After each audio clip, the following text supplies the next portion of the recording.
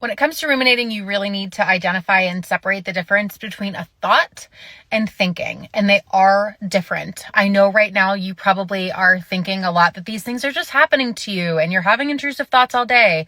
And some of that might truly be the case, but chances are you are engaging with that thought, and there are different levels of engagement, even mentally. So you can be aware of a thought, which is fine, but then there's attention. And that's where you're giving a little bit more of that mental engagement with a thought. That's where we're getting into kind of rumination land, which is not good, right?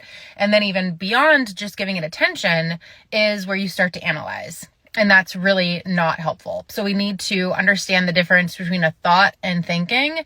And we also need to get really good at catching ourselves before we get into attention and before we get into analyzing, to stay at that awareness zone. It's obviously so much more nuanced than that. I will link a resource here that will go way more in depth.